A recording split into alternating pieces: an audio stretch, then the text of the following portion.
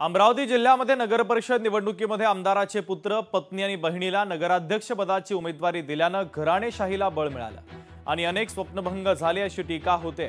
यावर भारतीय जनता पक्षाचे जिल्हाध्यक्ष रविराज देशमुखांनी ही घराणेशाही नाही, ते निवडून येणारे सक्षम उमेदवार म्हणून ते पुढे आले असं स्पष्टीकरण देत प्रतिक्रिया दिली।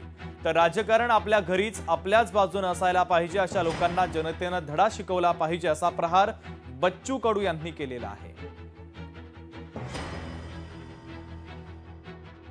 कार्यकर्त्याची निवडणूक मनाची स्वतःच्या बायका सुद्धा ही जी काही नवीन फंडा लावला, म्हणजे कार्यकर्त्यांना भावनेत न्यायचं आणि आपल्या बायका आणि बहिणीला समोर करायचं।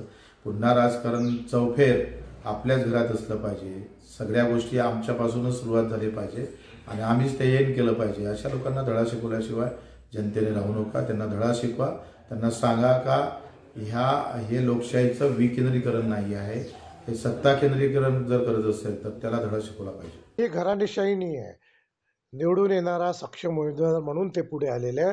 आमची भारतीय जनता पार्टी ही कार्यकर्त्यांची पार्टी आहे, कोणाची वैयक्तिक पार्टी नाही आहे आणि बाकी पार्ट्यासारखी आमची पार्टी नाही आहे। उमेदवारांना भारतीय जनता पार्टीने उमेदवारी दिली आहे, नाही असं असतं तर मग 12 ठिकाणी कोणा आमदारांचे खासदारांचे उमेदवार दिले असते, पण इथे जनतेची डिमांड या उमेदवारासाठी होती, त्यांनी दिलेल्या सर्व त्यांचे नावं होते आणि त्याच अनुषंगाने या दोन्ही उमेदवारांना उमेदवारी दिलेली आहे।